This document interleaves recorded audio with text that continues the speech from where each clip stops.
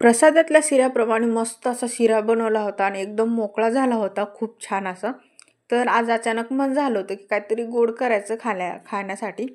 तर काय रवा वगैरे घरी होताच आणि मी इडली रवा घेऊन आले होते. आणि हा शिरा ना खूप म्हणजे खूपच छान होतो आणि मी मसाले भात बनवला होता. म्हणून माझं म्हणणं झालं की सोबत काहीतरी स्वीट डिश बनवावं, म्हणून शिरा बनवायलाच घेतला साधा सोप्पा आपला.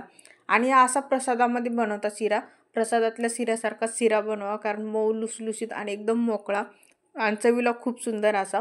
तर त्या आधी आधी तूप टाकून घेतले आणि त्यामध्ये ड्रायफ्रूट्स थोडेसे भाजून घेतले आणि त्यामध्येच आपला रवा टाकून छान असं भाजून घ्यायचा.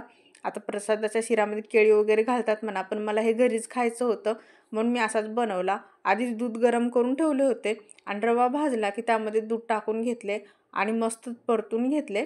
तर आपला रवा शिजतच येतो बरं का दुधामुळं पण, आणि आधीच भाजला होता म्हणून. नंतर रवा शिजल्याच्या नंतर मी नंतर तेल टाकलं आणि नंतर ड्रायफ्रूट्स आणि इलायची पावडर थोडंसं, कारण इलायची पावडरनं वास सुगंध असा खूप मस्त येतो. म्हणजे आपण घरात बनवत असेल ना तर बाजूच्या घरच्यांना कळेल की अरे ह्या घरी शिरा बनतोय असा.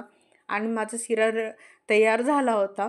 खूप छान लागत होता. तसं माझा फर्स्ट टाईमच एवढा मोकळा शिरा झाला होता. कशी वाटली रेसिपी? चला भेटू पुन्हा. बाय.